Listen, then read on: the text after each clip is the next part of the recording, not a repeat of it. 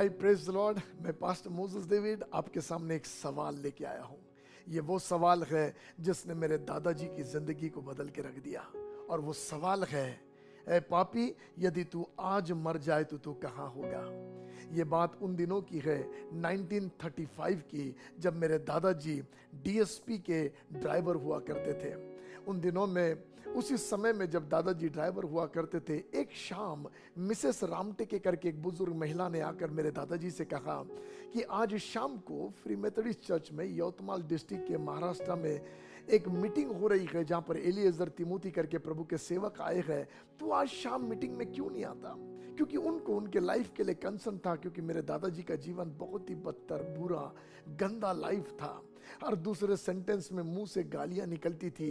एक ऐसा बुरा जीवन था और ये बुजुर्ग महिला चाहती थी कि मेरे दादा का जीवन बदल जाए। मगर मेरे दादाजी ने उनके उस बात के जवाब में केवल मुस्कुराए और बिना कुछ बोले वहां से चले गए। उसी शाम को दादाजी को डीएसपी को लेकर उनको इनविटेशन था कहीं पर डिनर का, डीएसपी के फैमिली को। तो मेरे दादाजी डीएसपी के फैमिली को लेकर गए। डीएसपी का फैमिली बंगले में बैठा हुआ था और दादाजी बाहर गाड़ी में बैठे थे। तब अचानक से उनको ऐसा लगा कि गाड़ी में पीछे कुछ हो रहा है। उन्होंने मुड़ के देखा और एक चित्र वो देखने लगे, एक दृश्य वो देखने लगे। और दृश्य था उनके मित्र राम जी का चिता जल रहा है। वे घबरा गए, क्योंकि हाल ही में कुछ दिन पहले राम जी का मृत्यु हो गया था एक हादसे में। क्योंकि राम जी जो थे वे चक्की का बिजनेस करते थे, जहां गेहूं को पीसा जाता है वो बिजनेस किया करते थे। और चक्की के मशीन में उनकी धोती फंस गई थी और वे गिरकर ऑन द स्पॉट मर गए थे।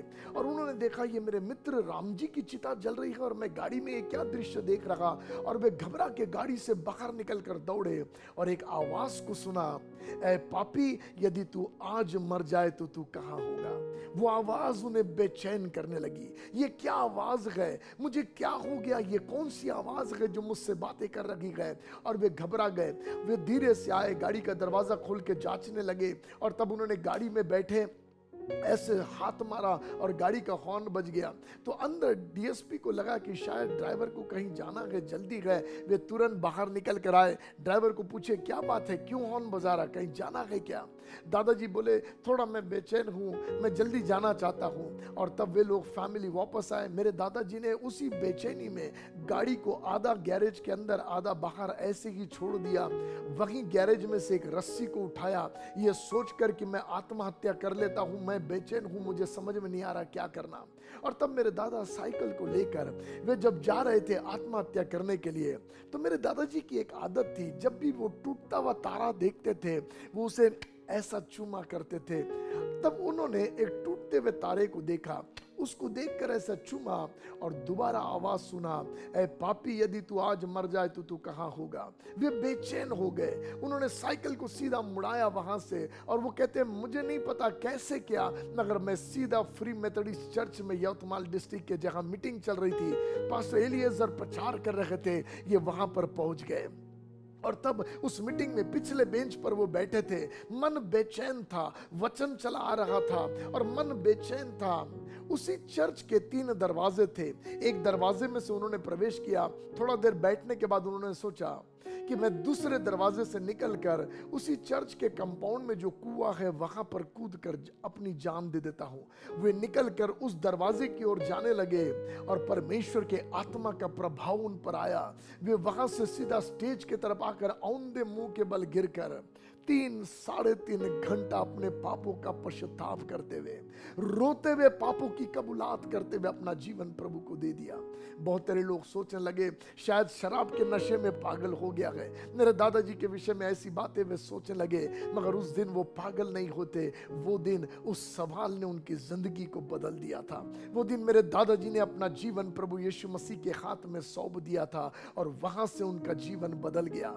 एक दिन मेरे दादाजी को महाराष्ट्र का संत बोल के अवार्ड दिया गया। उनके जीवन की लेखनी लिखी गई और फ्री मेथोडिस्ट चर्च के बाइबल कॉलेज में अमेरिका में उनके जीवन की लेखनी की पुस्तक है। वहां के बाइबल कॉलेज में एक महाराष्ट्र का संत अमेजिंग परमेश्वर के काम किया हुआ प्रभु का दास होकर वे गए। क्या बताना चाह रहा मैं आपको, सुनो, यही सवाल यदि आज आपके सामने आकर खड़ा हो, और सवाल ये हो, यदि आज तेरे प्राण खत्म हो जाए, यदि आज ये सांसों की दौड़ टूट जाए, तो कहां होगा तू? क्या सवाल है ये? सुनो, मनुष्य का जीवन 4 भागों में से होकर जाता है। एक भाग जब वो माँ के गर्भ में आता है और 9 महीना 9 दिन वो माँ के गर्भ में रहता है, वो उसका संसार और उसका जगत होता है। जो भी कुछ चाहिए जीने बढ़ने के लिए सब कुछ माँ के गर्भ में मिलता है। मगर 9 महीना 9 दिन के बाद जब वो इस संसार में जन्म लेता है, वो उसका दूसरा भाग होता है। संसार में जन्म लेना, और जब तक सांसों की डोर नहीं टूटती, चाहे वो जितने भी साल मनुष्य पृथ्वी पर जिए, वो उसके जीवन का दूसरा भाग है। जो कुछ चाहिए उसको इस दूसरे भाग में संसार में मिलता है। तीसरा भाग वो है जब मनुष्य अपने सांसों की डोर तोड़ देता है, खत्म हो जाता है, और बाइबल का वचन कहता है वो न्याय के लिए रख दिया जाता है। मनुष्य न्याय के लिए रख दिया जाता है। एक दिन हर एक मनुष्य जाति का भले और बुरे का न्याय किया जाएगा जब परमेश्वर सिंहासन पर बैठा हुआ होगा। सो मनुष्य वहां रखा जाता है। वो तीसरा भाग है मनुष्य के जीवन का, जब वो न्याय के दिन तक रहता है। और चौथा भाग है न्याय के बाद या तो सदा के आनंद में स्वर्ग में परमेश्वर के पास चला जाना, या तो सदा के विनाश में नरक में चला जाना। 2 रास्ते हैं चौथे भाग में। मगर सुनना मेरी बात, चौथे भाग में सदा के आनंद स्वर्ग में प्रभु के पास जाना या सदा के विनाश नरक में जाना, उसका निर्णय आप चौथे भाग में नहीं ले सकते। उसका निर्णय आप तीसरे भाग में भी नहीं ले सकते। उसका निर्णय आप पहले भाग में भी नहीं ले सकते। उसका निर्णय दूसरे भाग में, ये संसार में जन्मना और मृत्यु के बीच में आपको और मुझको निर्णय लेना है। चौथे भाग में हम सदा के आनंद स्वर्ग में या सदा के विनाश नरक में कहां पर होंगे। क्या बताना चाह रहा मैं आपको, ये समय है आज जब आप प्रभु का वचन सुन रहे हैं, ये समय है आपके लिए अपने लाइफ के बारे में सोचने का। ये समय है सोचने का कि यदि आज मेरी सांसें रुक जाए तो क्या मैं स्वर्ग जाने के लिए तैयार हूं? क्या मैं प्रभु के पास जाने के लिए तैयार हूं? क्या मैं पिता के पास जाने के लिए तैयार हूं? कैसा लाइफ में जी रहा हूं, या मैं एक भयानक दंड के नरक की आग की ओर बढ़ रहा हूं? मेरा लाइफ क्या है? मैं कहां चला जा रहा हूं? इस दूसरे भाग में प्रभु यीशु मसीह आया, और इस दूसरे भाग में चौथे भाग के सदा के आनंद वाले रास्ते के लिए हमारे जीवन के लिए उसने उपाय कर दिया।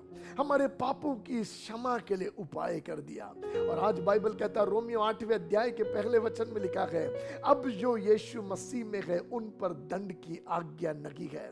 पैरों में आपसे कहना चाहता, यदि आज आपको खातरी नहीं है कि चौथे भाग में आप सदा के आनंद में प्रवेश करोगे, तो मेरे दादाजी के नाई ये दिन आपके लिए उद्धार का दिन है। ये दिन आपके लिए छुटकारे का दिन है। जैसे उस दिन मेरे दादाजी ने अपने पापों का पश्चाताप किया, उस सवाल को लेकर आज ये सवाल मैं भी आपको पूछना चाहता, यदि आज सांस रुक जाए तो आप कहां होंगे? और यदि आपको खातरी नहीं है कि आप सदा के आनंद में होंगे, यही दिन पश्चाताप का दिन है।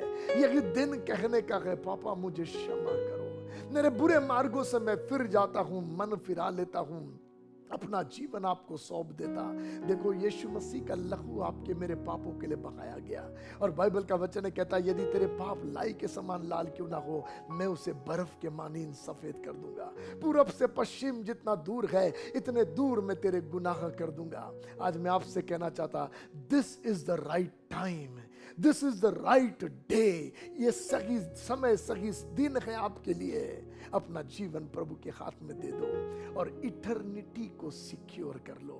इस वचन के द्वारा प्रभु आपको आशीष दे। मैं 2 मिनट आपके लिए प्रार्थना करना चाहता। यदि आप भी पश्चाताप करके अपना जीवन प्रभु को देना चाहते हैं, तो मेरे पीछे पीछे 2 लाइन की प्रार्थना बोले, हे प्रभु यीशु, मैंने तेरे वचन को सुन लिया है। प्रभु यीशु, मैं मान लेता हूं मैंने तेरे विरुद्ध में पाप किया है। आज इस समय अपना जीवन आपको सौंप देता हूं। प्रभु यीशु, मुझे क्षमा करो, मेरे गुनाह अपराधों को मिटा दो। मैं अपनी जिंदगी आपको दे देता हूं। आमेन आमेन। मेरे पापा, जब आपके बच्चों ने ये प्रार्थना किया, मैं प्रार्थना करता निश्चय ये उद्धार का दिन ठहरे, निश्चय ये पापों के क्षमा का दिन ठहरे। जैसे आपने मेरे दादा की जिंदगी बदल दिया, ऐसे सुनने वालों का जीवन आप बदल दीजिए पिता। ये प्रार्थना यीशु आपके नाम से मांगता हूं। आमेन आमेन। प्रभु आपको आशीष दे।